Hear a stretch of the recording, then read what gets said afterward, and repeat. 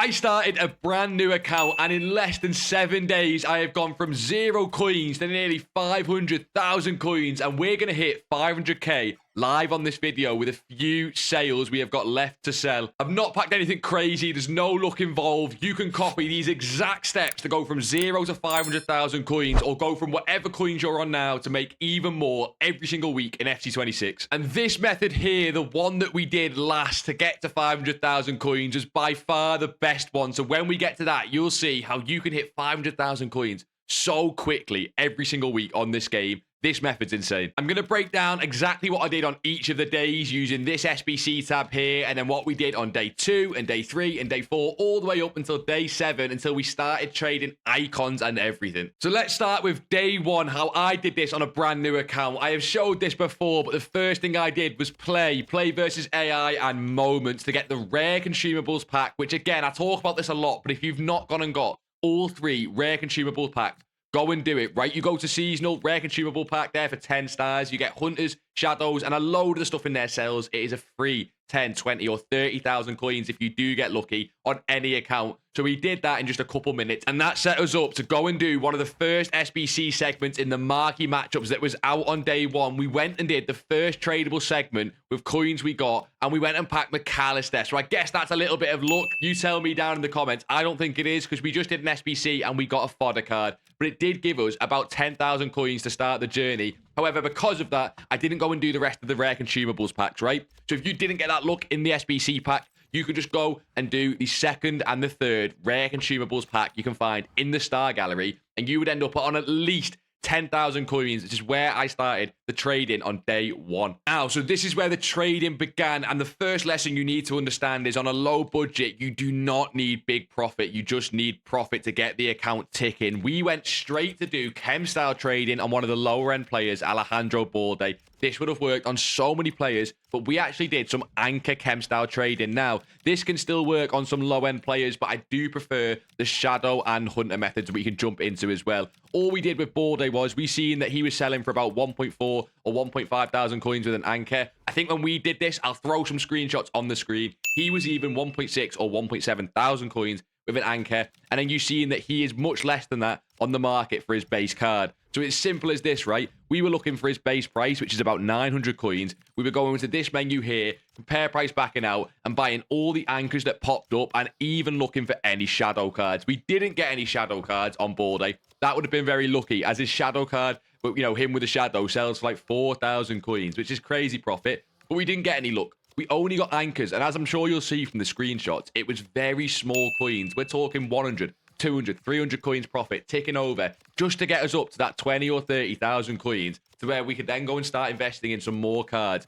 and using some of the better, more profitable methods, which is also what we did on day 2. But we did start with this. I tried to diversify the cards in the background, and we just couldn't get anything else to work, right? That often can happen. Not, you know, trading's not perfect at all times. There are other cards that work really well, like Ferland Mendy, Frimpong, Camavinga. But when I did this on the day 1, they just weren't working. So we stuck with Balde, and we were looking for anchors only. And as you can see now, we're getting no luck right now. It was definitely a bit of a grind. And I only wanted to do this until the first 20 or 30,000 coins, which is exactly what we did, right? We did that, and I'm sure you'll see from some of the screenshots, we got up to about 25,000 coins, which is when we moved on to day 2. So day 1, we only made 25k, and that is fine. Coins start to snowball. I'm sure you'll see that. But day 2's method was much, much better and made us a lot more coins. It is day 2, and day 2 was much more profitable than day 1, and just a better method that you can use every single week. It is silvers, but very, very specifically what I'm going to show you right now. When we were doing day 2, it was a Thursday, so we could go on and find, not in upgrades, but in challenges, find marquee matchups. We got silver supply because we were doing this on a Thursday, and I know that silver supply means silver prices drop. So what did we go and do? We went and started flipping silvers, and we found some gems like this Calvin Brackelman. He was amazing. We've of course got a full list of silvers in the free Discord, but when I was doing this guy was the #1, right? He had dropped in price from 1,500 or 2,000 coins on the Thursday to below 700 coins, kind of like what he is now. This is a little bit different with what's going on in the game, but at the time, that was a great price. So we went and started buying these Calvin Brackelmans on snipes and on bids for this sort of 600 coin price. Again, I'll throw some screenshots on the screen now, and you'll see we were getting some really nice deals, including we got a few silvers at 350 coins. When they sell for like 2,000 coins plus, it is such a great way to make coins on the Thursday. Use the spreadsheet in the Discord and go and find crazy undercuts when we get that silver supply, right? You can do it on all the expensive silvers, like this Yunus Musa. He is another great one.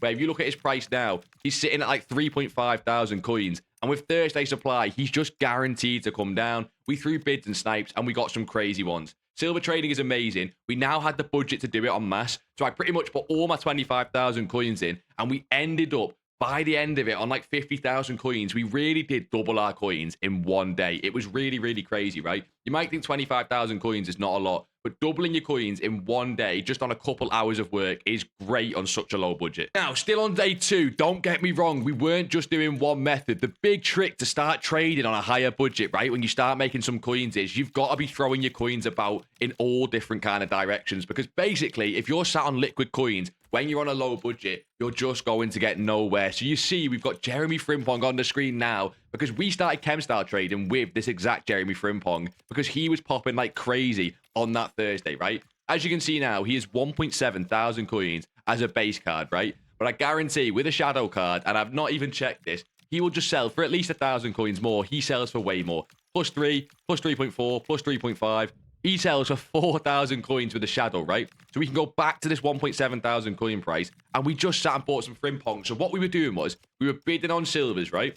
We were bidding on silvers in the background, and then while we were waiting for these silver bids to tick down in time, we would just sit on Frimpong and start to look for those shadow cards. This 1,000 coin profit is great, right? Because we're waiting for the silver prices anyway. So any coins we can make on this Frimpong was extra. So we doubled our coin on the silvers. We were also using the coins from the silvers that we're selling to reinvest back into this Frimpong with a shadow and get that card backlisted up for 2,000 or 3,000 coins profit. Now that gap will change all the time on the market. The reason we did Frimpong on the Thursday is because he also had a really big gap. His gap can always come down to only be like 1,000 coins, right? So if you see that his card with a shadow is maybe only 2.5, 2.6 thousand coins, there might be better cards elsewhere on the market to do this method with. But when he's got a big gap, he is great. Loads of people like to use a shadow on this card, even though he's got 94 pace. Little bit strange, but it does work, right? And I think we got up to, on day 2, around 60 or 70,000 coins using both of them methods. I'll try and find the screenshots here and chuck them on screen. But day 2 was really, really successful. And when we jump into day 3, we basically did very similar stuff, but we scaled it. And that is really important as well. As you get more coins, you need to start to scale. And in fact, I did start to keep these cards on the transfer list. And I've just found that I did keep at least one Frimpong on the transfer list sales. And when we were doing this about a week ago, or, you know, however many days ago it was now, we did manage to keep one on here. So we were selling for 3.4. I think we were buying for around 2,000 coins at the time. But as you can see, we did keep one there. But obviously, we keep buying cards, right? So I can't keep all the cards on the transfer list. I tried to keep as many as possible to show you boys. But there is one of the Frimpongs. And before any of you comment, why does he not have a shadow on? That is a stupid glitch with EA. All of these cards were bought with chem styles. And as you can see, they, you know, none of the cards have chem styles now. Don't blame me for EA's mishaps, okay? That's just a stupid visual glitch. Right, day 3 on the trade to glory. What did we start doing? Well, we did start to scale, as I mentioned. What you can start to do when you get coins is you can start to be more patient with the sales. This is lazy selling. You've heard it before. It is so good. But this is what we started to do exactly on my account to take use of lazy selling and make even more coins. Basically, now that we had 50 or 60 or whatever we had, 70,000 coins, we did not need to be instantly flipping cards to get coins back in the club, right? Because we had enough cards to do these methods, to flip silvers, to chemistry style trade, and even to mass bid. So we had a lot of coins and we had a lot of cards we could keep buying without needing to sell them instantly, which means we could lazy sell. And this goes with any method. We just started to use the same methods, but we lazy sold and it made us even more coins. An example with the Frimpong right now, right? As I'm sure you'll see, his cheapest is 3.9 thousand coins with a shadow. However, we didn't need that 3.9 thousand coins instantly, right? So we started to lazy sell, which means we tried to sell these Frimpongs for up to 4.5 to 5,000 coins. And as you can see, none of these are getting past the 22nd minute. They actually are selling, right? So yes, we're not getting the coins instantly. Yes, they take a few listings to sell, right? We were starting to sell them all for 300, 400, 500 coins. Extra profit, and basically making more coins ticking along because we had more coins in the account. You can do this basically with any method, no matter what budget you're on, and we were doing it with silvers too. Another example is this Brackelman. As I'm sure you've seen before, his minimum is around 700, 800. Oh, it's gone up a little bit. It's about 900 coins at the minute. And again, if you want this card to sell instantly, you need to list it for like 700 or 800 coins. we didn't need the coins instantly. So on day 3, we were listing this card for 1k or 1.1 and just waiting for it to sell slowly. And a really important trading tip is, do you think that I could pull off Calvin Brackelman's haircut? I think I could. What do you reckon? I just need a little, give me a bit of time, a bit of product. I could pull off that haircut. What do you reckon? Right. If you don't believe in lazy sales, by the way, let me show you another crazy one. This is not something we did on day 3, but it really does enforce the point. Look at this John Barnes here. We're going to get into icon trading right at the end, but he's 215,000 coins, that sale. Do you think John Barnes sells for 215,000 coins? No, not even close. I couldn't tell you what he is right now, but I guarantee he does not sell for 215,000 coins. He's got 198, 204, 208, 198, and he was the exact same last night when I bought this card. I didn't want to sell at that price, so I listed him for 215,000 coins, and he sold.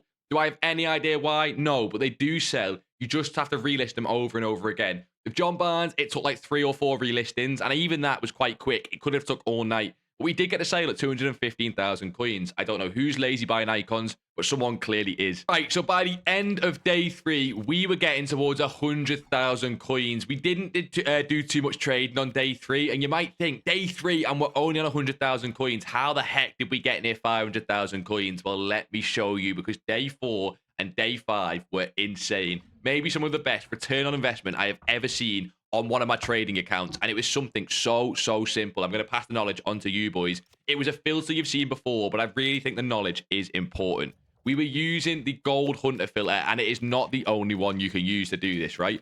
Gold Rare, Hunter, and we were just looking at the max by now of what the cards were selling for. This was day 4, and we just rinsed this live on the Twitch stream. Now, what you're going to get on this filter is cards popping up with a Hunter for below what they sell for with a Hunter. Crazy enough, right? Let me explain what I mean. So, we were buying everything for below 900 coins that popped up. However, a lot of the cards that came up for 1,000 coins on this filter were definitely worth a buy. And some of the cards that made me the most coins were this Iosi Perez and Ekatike. I think you might have already seen where this is going, but let me explain, right? This Iosi Perez sells with a Hunter for about 4,000 coins. He's actually down a bit to 3.8 since we were last selling him, but 3.8 thousand coins, right? But without a Hunter, this card is discard. It is literally discard price. So what you get all the time is people listing their Iosi Perez with a Hunter. You can buy it at discard price and sell it for near 4,000 coins profit, or closer to 3,000 coins profit. And the second one was Ekatike. The reason these two were so good is because the El Capitan Evo had just come out. And these were two of the most over-invested options, which meant that when they crashed in price, it made them so easy to pick up with Hunters, to pick up at a low price. Ekatike, as you can see, is only about 2,000 coins, but he was making us 1,500 coins profit because he was a little bit more at the time. Iosi Perez was making us 3,500 coins profit, and they were popping like madness. Now, what can you do to take advantage of this, right? You can, first of all, learn the chemistry style trading methods that we try and teach you here, which is the generic filters. That is one of them, the Gold Rare Hunter. Let me show you the Gold Rare Shadow. It is the exact same principle, right? Even on 100,000 coins, even on 200,000 coins, even on 1,000,000 coins, people sniff at chemistry style trading. But boys, I know people that have chem style traded to above 7 million coins on the account. Did they see the light of day in that time? No, but that's not the point, right? You made coins. Chemistry style shadow trading is the exact same. These sell for 1.1 at their cheapest. So you'll put the buy now to 1.1. You'll go and put shadow in, and you're going to buy anything that pops up for below 900 coins. Why? Because it'll sell for 1.1 thousand coins. However, a lot of these cards that pop at 1.1 are going to sell for a lot more than 1.1. So Matoma, an attacker, not something we're interested in, right? But if that card was a left back or a right back and someone we know sells for much more with a shadow, we can make some crazy profit on these cards. Now, how do you learn which cards are great and which ones like sell for a lot more? It is tough. You have to sit there and learn this. A great way to do it is anytime a defender pops, you can then just go and check what they sell for. You might miss the first card, but then the next time that card pops at a good price, you'll know exactly what to buy for if it pops on these filters, and you can go and buy it. One more filter you can do this with is Anchor. We have also showed this one before, but it is much worse currently. Anchor is not that great at the minute, and these cards don't really sell. You can see that these are actually two great options with the Anchor Chem style, and they are selling for about discard. This can sometimes work on very specific cards, but I prefer the generic Shadow and the generic Hunter. But the way you make this method supercharged into like another level is the evolutions tab when certain players crash in price. Now, another great example is Baldy, right? You'll have seen Baldy before in the day one method of the video, but yesterday when I'm recording this, we got Protect the Wing Evo, right? This Protect the Wing Evo is a great fullback Evo, but a lot of the cards like Baldy, like Alphonso Davies, like Ferland Mendy were over invested, and it meant that some of them crashed in price. Frimpong was another one, right? So when we get a defender Evo like that, and the cards crash in price, I would jump on the equivalent chem style. So what do I mean by that? I mean, if it's a defender Evo that crashes in price, so for example, Baldy went up to 3,000 or 4,000 coins, the Evo came out and he crashed to 1,000 coins. So his shadow card had a huge gap between his shadow card and his regular card, right? It was like a 3,000 coin gap. Because basically the shadow cards don't come down in price enough, but the regular cards get crashed to like 1k. And with the Iosi Perez and Ekatike, obviously you would sit on the Hunter filter because they are attackers. If it's a midfielder, like a central midfielder Evo, both will work amazing, but I think I prefer Shadow. But anyway, we got the Evo yesterday. We didn't have time to do this. We were elsewhere on different accounts. But I guarantee if you sat on the Shadow filter at this time yesterday when the cards crashed and when people were selling off the investments, you would have been able to pick up Frimpongs and Baldies and other fullbacks that people invested in for that Evo on a fire sale from Black Ops 2 Zombies. Proper fire sale sort of material. And you could have made crazy coins. It's such an OP way to trade. And on day 4 and day 5, when we had 2 days of these Iosi Perez, Ekatikes, and many more attackers crashing in price, I kid you not, we made from 100 to near 250 or 300,000 coins. You've seen this live on the Twitch stream, boys. It was mental. Again, I decided to keep one Ekatike at a lower price. We had to clear most of the cards. I will try and get some screenshots on screen for you now and show you the prices. It is insane how good actively trading on this game has been this year. Everyone's been over-investing, losing coins. Learn how to active trade, and you will never be able to not complete an SBC or an evolution on any FC game ever. Right, on to day 6 and day 7, and this gets really interesting. We have the best method of the entire video coming, but we also have the worst mistake of the entire journey first. This was silvers, boys. You know we've talked about silvers a lot, and the silver tournament came, and what did we do? We invested in silvers. Don't let these pretty green ticks fool you. They do not mean profit, okay? Right, the silver tournament came and we invested ahead of time. Now, I invested at great prices on the Friday and Thursday before with that marquee matchup supply that we spoke about, right? I decided to keep a lot of the cards, but what happened? They came down even more with the tournament because of overinvestment. So let me try and show you an example, right? We picked up these Wagnermans, for example, on a great price for between 1.5, 1.6, 1.5, 1.6 thousand coins. And if we go and check him on the market right now, this Wagnerman is definitely not at 1.5 or 1.6 thousand coins. And I think it just goes to show, boys, losses are part of the game when it comes to trading. It is all fine. He is sitting at 600 coins and less. That is a 1,000 coin loss on every single card we bought. And it was a similar story for so many of the cards we bought, right? Go to the transfer list. Look how many silvers we got here. We did a lot better on some of them than others. This Cognac was picked up on average for 1.5 thousand coins. He was a 500 coin loss. As we said with Wagnerman, he was an 1,000 coin loss. Some of these Okus and Blackmons, they actually did a lot better for us than they could have gone. They could have gone a lot worse. But we picked up a lot of this Oku at 800 coins. We managed to time the low on him just about good enough that he made us a few hundred coins back. But it was definitely not enough to outdo the loss of the rest of the silvers we bought. Genuinely, in this pile, we're talking a 50,000 coin loss, which on such a small new account is obviously a huge loss, boys, but it happens. This was pretty much the entirety of day 6 and day 7 trying to sell these cards. So you're trying to think, right? If we went from 250 or 300,000 coins and on day 6 and 7, we were selling these silver cards at a loss, how did we get up to the 500,000 coins that, as you see, we are at least, even with the loss, about to hit when we do sell these silvers?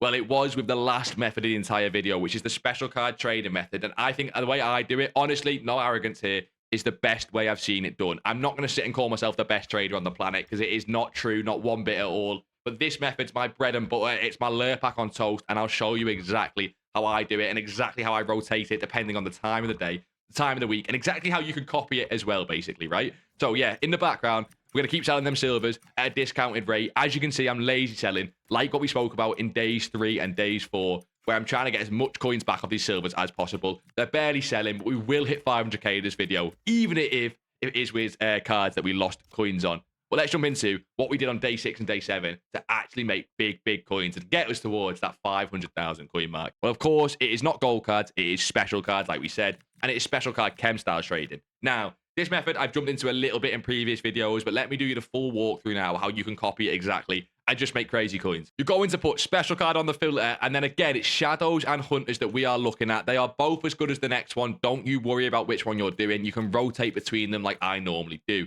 Then we're looking for what they sell for at the cheapest, which you need to check every time you do this, but it's normally about 12,000 coins. As you can see here, hunters are selling for a little bit more than that. They look to be selling for about 12.5, possibly 12 to 50,000 coins. But let me get this straight, right? You cannot, and you just will not be able to do this method if there are more than one card over the hour. If you're asking why, don't ask me, ask EA. It is a stupid glitch in the game where, can you see how there's 3 cards over the hour here? It means that the method we're trying to do just won't work, right? So if that ever is the case, you have a couple options. You can mess with the price to try and only get 1 card over the hour. But with these 2 cards here, they have the exact same price. They're the cheapest on the market. Until one of these cards goes below the hour or just gets bought, we can't do the compare price back out method. So we're going to have to leave that for now. And we can go on to shadow. This is how I do it. I go between the 2 filters until I find one that works, right? Shadow's normally a little bit cheaper. And as you can see, it is here. We can try and up this to 12,000 coins to get some more cards in the filter. But there may be some cards over the hour that stop us doing this. We'll have to check this live on stream. And there is. Can you see how there's 2 cards here over the hour? So we just simply can't do it. We could do this in 6 minutes when this card comes down below the hour. But for now, we're going to have to lower the price to 11,750.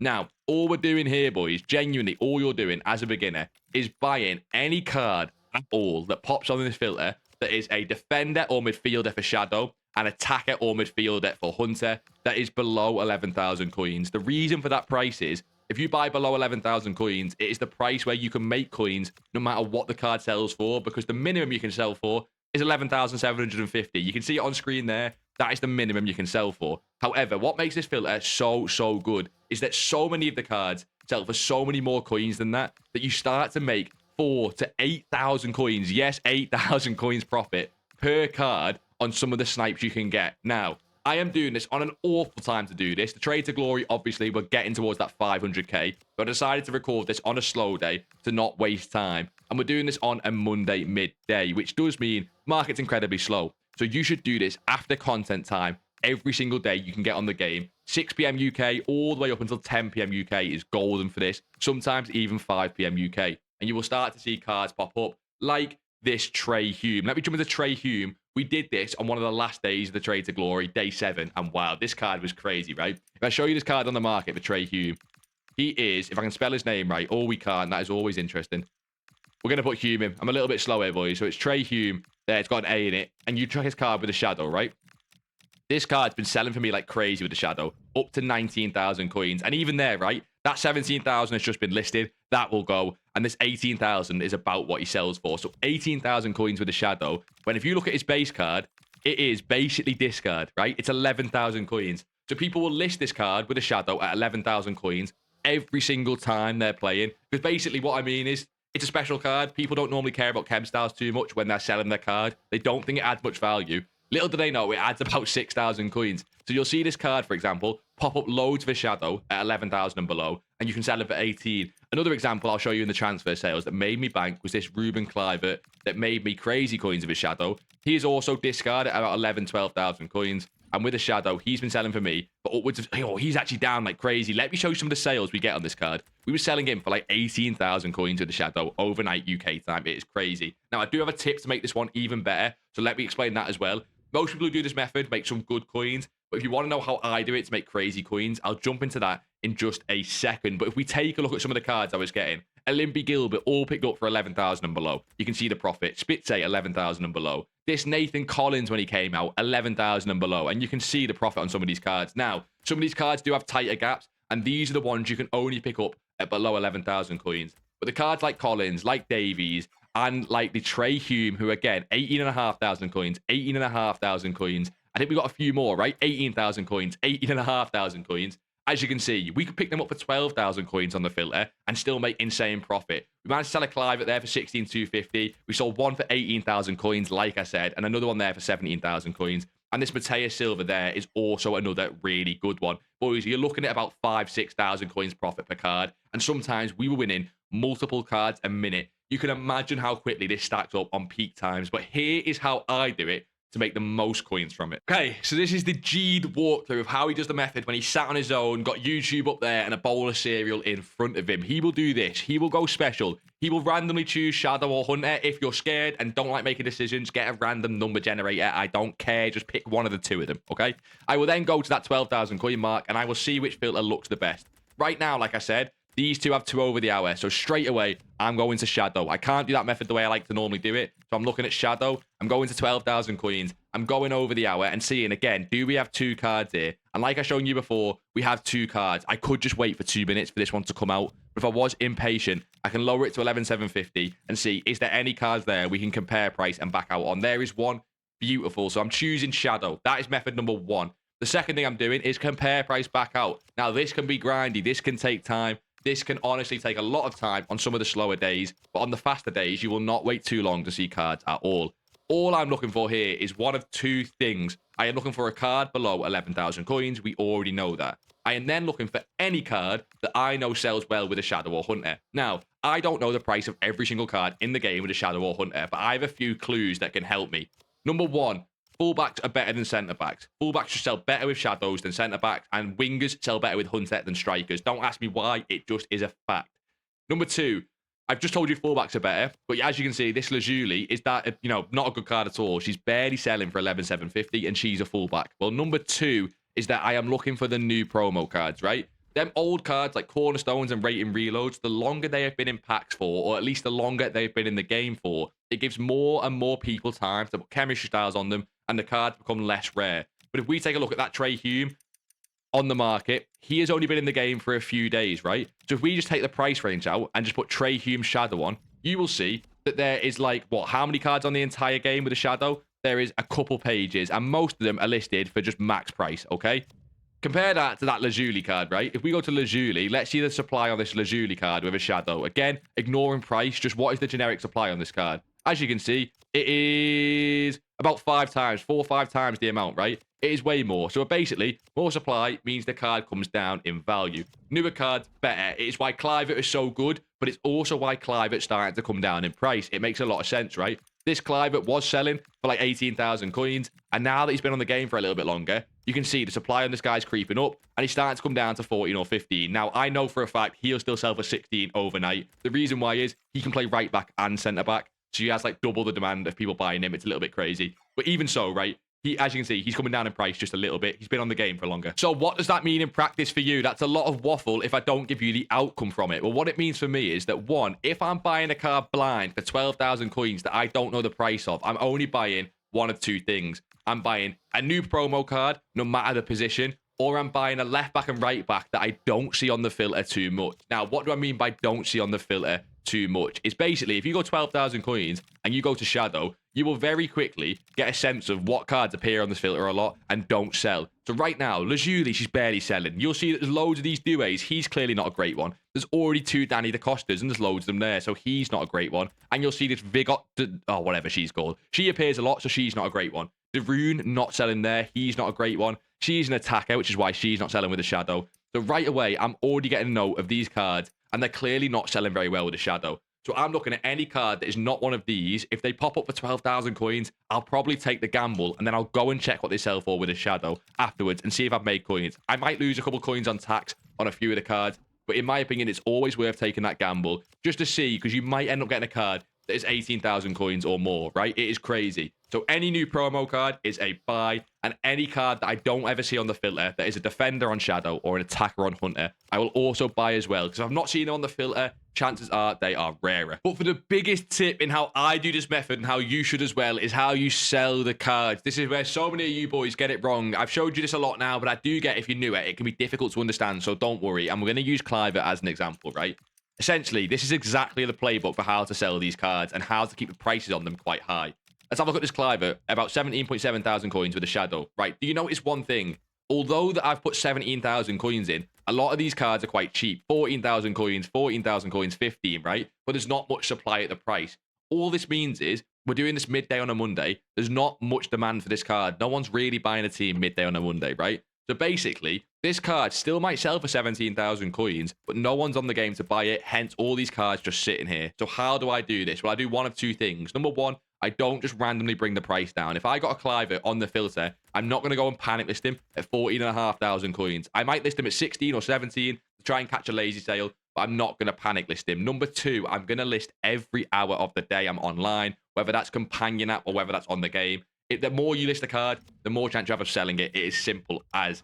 But number three, and maybe most importantly, is when I'm going to sleep, which is overnight UK time, which is the best for this, but it will work no matter what region of the, world you're in. It'll work for anyone.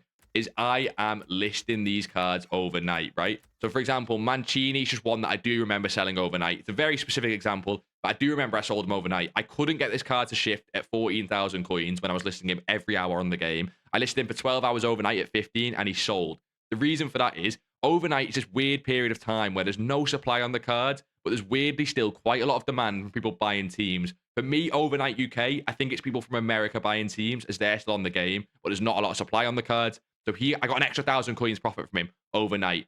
The first thing you can't do, though, is do not list this card over the hour for 3 or 6 or 12 hours when you're on the game. That will normally not work. It's more for when you're going to sleep overnight. You need to list it for every hour on the game, and then for 12 or 6 hours when you're off the game overnight only. If you do overnight, like long listings in the daytime, it often won't work. And boys, here we are. Okay, as you can see, 499, 720 coins. I might just underlist one of these cards. Here's what never to do, but we need to hit 500,000 coins live on the account. Let's see, will that sign us sell for 800 coins? We've, of course, got more to sell. We want to see it happen live on the account. Boys, drop any comments down below of any questions you've got about any of the methods. Let's see, did he sell? He didn't. Oh my God, the tension is killing me. We might even underlist one more, boys. We're getting impatient. We're getting itchy. Yeah, never do this, boys. You'll bring the price of the cards down. I'm even underlisting what I bought these for, and I got these at some great prices. We just need one of them to sell. And boys, there you go. We have just sold one of the silences. There is 500,000 coins. We finally did it in 1 week of trading from scratch. If you want to go and watch episode 1 and see exactly what we did at a low budget, I just go into more detail. That should be on screen now. But boys, like always, until next time, I'll see you all in a bizzle.